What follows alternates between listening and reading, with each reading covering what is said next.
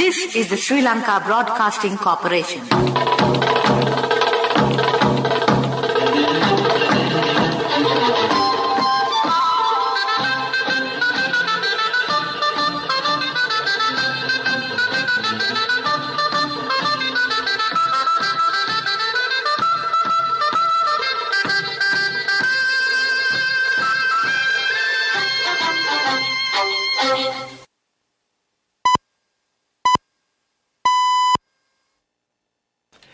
"6:15 p.m. This is the Sri Lanka Broadcasting Corporation. The news edited by J. Yogaraj and read by Mario Vijayawardena. The headlines. Sri Lanka has expressed its willingness to work with the UNDP and continue its cooperation. Minister Dr. Bandula Gunawardena says the Odyssey weekly railway services will be increased from this week. The Battalagoda Paddy Research Centre has introduced 4 new paddy seeds which suit organic fertiliser cultivation. The Sapugaskanda refinery to resume operations next week. Power cuts of 1 hour and 20 minutes for the next 2 days. The Ministry to decide on changes to the weekly fuel quota. The human-elephant conflict kills over 1,100 wild elephants in 3 years. In news overseas, Salman off ventilator and able to talk. In sports news, experiments and role clarity bring new answers to India's T20 questions. The Minister of Mass Media, Transport and Highways, Dr. Bandula Gunawardena, says the Odyssey weekly railway services will be increased from this week. Earlier, this was operated during the weekends only. This service was used very often by local and foreign tourists. The increase in frequencies will attract more foreign tourists. The Minister made these remarks while joining the first journey. The seats could be reserved via online means. The Battalagoda Paddy Research Centre has introduced 4 new paddy seeds which suit organic fertiliser cultivation. The centre plans to introduce these seeds during the upcoming Maha season. The Ministry of Agriculture says it will distribute these seed varieties to all farmers through agrarian services centres. The director of the research centre, Jayantha Senanayaka, says the new seed varieties will produce more output of paddy. The seeds were designed using modern technology. The fuel quota issued under the National Fuel Pass System or the QR system is scheduled to be updated from midnight today, the 14th. The Ministry of Power and Energy stated that after analysing the data from the past week, the necessary changes made in the fuel quota for the next week will be announced today. Fuel was issued for vehicles under the fuel quota and according to the QR system with effect from the first day of this month. With the implementation of the system, the long queues at fuel stations have ended. Meanwhile, it is reported that the Minister of Power and Energy, Kanchana Wijesekara, has given instructions to take necessary legal and administrative decisions regarding filling stations that dispense fuel outside of the QR system. The Minister has instructed the Ceylon Petroleum Corporation CPC to check the quantity of fuel distributed to all the fuel stations and the data on fuel release using the QR system and take necessary legal action against the fuel stations that have released fuel outside of the relevant system. This news broadcast comes to you from the Sri Lanka Broadcasting Corporation.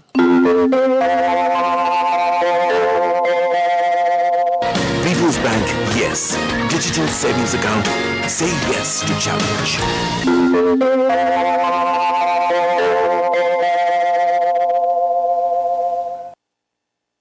The Sapugaskanda oil refinery is scheduled to resume operations from next week after being closed down for several months due to crude oil shortages.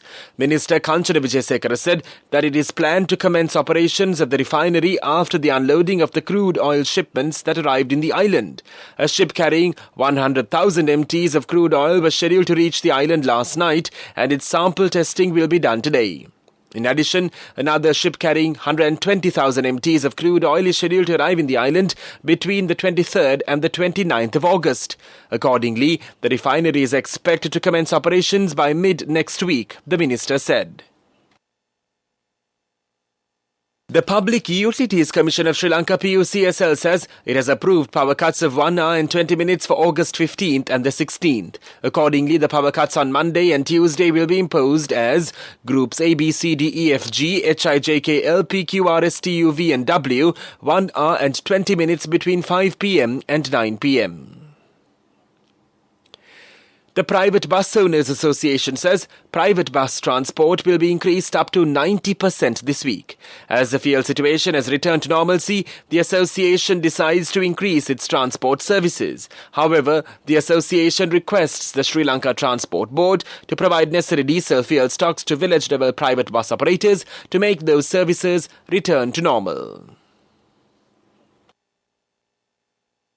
The Ministry of Wildlife and Forest Resources Conservation says that the human-elephant conflict has increased within the past 3 years. The ministry points out that a total of 1,110 elephants and 376 people have died due to human-elephant conflicts in the years 2019, 2020 and 2021 alone.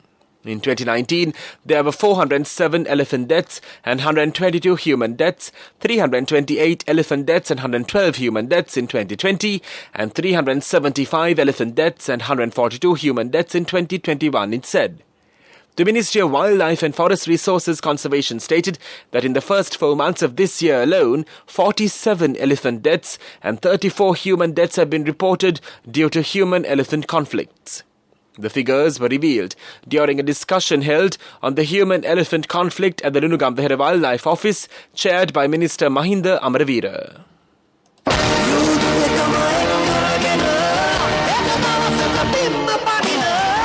People's Bank, yes. Digital savings account, say yes to challenge. The main news story is brought to you by Siddhaloka Vedamahatma.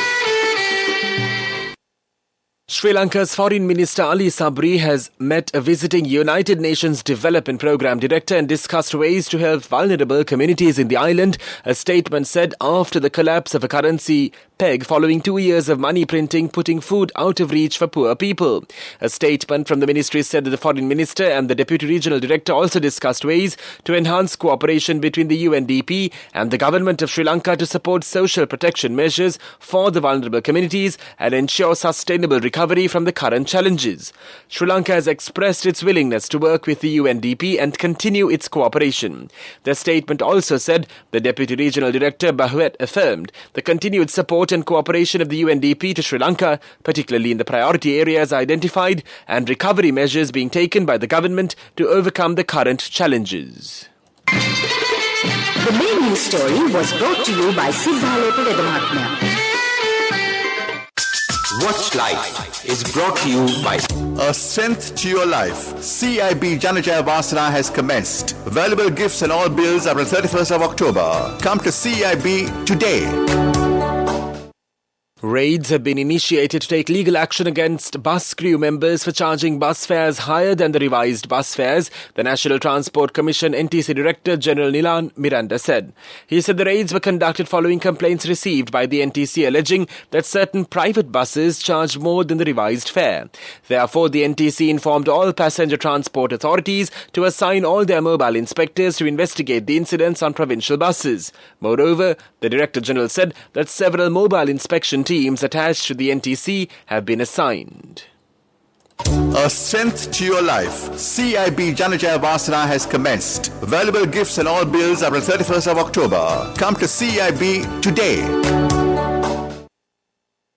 In world news headlines, Bangladesh fuel prices. Person quotes, "I might start begging on the street." Salman Rushdie off ventilator and able to talk. Western Wall, several injured in Jerusalem shooting. Bangladesh, one of the world's fastest growing economies, has raised fuel prices by more than 50% in just a week. It blames rising oil prices in the wake of the war in Ukraine. Thousands of people have taken to the streets in protest as another South Asian nation faces a growing financial crisis. As he queues up to get petrol for the truck that he uses to transport vegetables, Mohammed Nurul Islam says he's scared that he may soon have to resort to begging. An unexpected rise in fuel prices in Bangladesh has seen petrol prices go from 86 taka a litre to 130 taka. Author Salman Rushdie has been taken off a ventilator and is able to talk again a day after being stabbed. 75 years of age, he was attacked while speaking at an event in New York State and was in a critical condition. He has faced years of death threats for his novel The Satanic Verses, which some Muslims see as blasphemous. At least 8 people have been injured after a gunman opened fire on a bus near the Western Wall in Jerusalem's Old City, Israeli officials say. The suspect opened fire as the pilgrims were returning from prayers at the holy site. 2 people, including a pregnant woman, are in a critical condition. The gunman fled, but is now said to have turned himself in. The Western Wall is one of the holiest sites in Judaism. Thousands travel to pray there every year. That was world news, and now in development news, the Colombo bourse continued its upward momentum, reaching back to 9,000 plus levels amidst recording 6 billion rupees plus turnover due to local and foreign investor interest on heavyweight stocks with positive sentiment surrounding. Thus, the all-share price index increased by 321.3 points, plus 3.7% to close at 9,027.5 for the day, whilst S&P SL20 indexes gained. Sports News is brought to you by Sampath Bank. We present your future.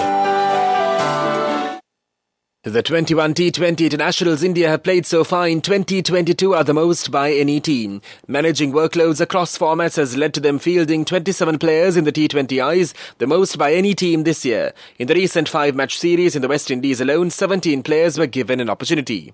Now, with the Asia Cup approaching, the mixing and matching is likely to taper off as India look to give their first 11 a decent run of games, the lead up to the T20 World Cup in Australia this October. Cash through NSP globally and win wonderful gifts locally. From October 1st, 2021 to December 31st, 2022. Remit a minimum of $100 or an equivalent amount in any foreign currency 3 times through NSB U Trust. Business News, sponsored by National Savings Bank, the safest place for your money. Dialog Axiata PLC and Dialog Axiata Group announced its consolidated financial results for the 6 months ending June 30th, 2022, recording a consolidated revenue of 81.6 billion rupees for 1H 2022 and 43.3 billion rupees for Q2 2022. Despite the challenging environment witnessed in Q2 2022, the group sustained its consistent performance to record strong revenue growth across all business segments, namely mobile, fixed line, digital pay, television, international and tele-infrastructure relative to prior periods, namely year-to-date and quarter-on-quarter. Business News, sponsored by Cash through NSP globally and win wonderful gifts locally. Will you be the lucky winner of the NSP Golden Jubilee? 50 gold sovereigns for the top prize winner of the NSP Golden Jubilee. Scooters for the 10 second prize winners. iPhones for the 10 third prize winners. Mountain bikes for the 29 fourth prize winners. From October 1st, 2021 to December 31st, 2022. Remit a minimum of $100 or an equivalent amount in any foreign currency 3 times through NSB U Trust. And now in economic news, Sri Lanka hopes to get around $50 million export revenue from locally made liquor sales in 2023, the Commissioner General of Excise Department of Sri Lanka, MJ Gunasiri, said. He said that last year Sri Lanka got around $25 million by selling Sri Lankan produced liquor overseas. However, this year, due to several local and global issues, the foreign sales would not reach a high amount, but we expect this to pick up next year, he said. That was economic news, and now for the weather report. The Met Department says showers or thundershowers will occur at several places over most parts of the island during the evening or night. Heavy showers above 100 millimeters can be expected at some places in the Sabaragamuwa, central, north central, Uva and southern provinces. The general public is kindly requested to take adequate precautions to minimize damages caused by temporary localized strong winds and lightning during the thunder showers. Meanwhile, the international weather forecast website AccuWeather.com reports that the day's weather was cloudy with occasional showers. Today's daytime temperature was observed to be around 29 degrees degrees Celsius. There will be light showers in many places in the Colombo district in the night. Tonight's temperature will be around 26 degrees Celsius and there will be scattered showers in select spots late in the night. The ground temperature would be 27 degrees Celsius at the time of this news broadcast. The air quality index AQI is 23, which shows a fair air condition in Colombo. The air quality is generally acceptable for most individuals. However, sensitive groups may experience minor to moderate symptoms from long-term exposure. That was the weather report, and now the headlines of this news broadcast once again. Sri Lanka has expressed its willingness to work with the UNDP and continue its cooperation. Minister Dr. Bandulu Guruvardhana says the Odyssey weekly railway services will be increased from this week. The Battalagoda Paddy Research Centre has introduced 4 new paddy seeds which suit organic fertiliser cultivation. The Sapugaskanda refinery to resume operations next week. Power cuts of 1 hour and 20 minutes for the next 2 days. The ministry to decide on changes to the weekly fuel quota. The human-elephant conflict kills over 1,100 wild elephants in 3 years. In news overseas, Salman off ventilator and able to talk. In sports news, experiments and role clarity bring new answers to India's T20 questions. That concludes this news broadcast. You're with Radio Sri Lanka.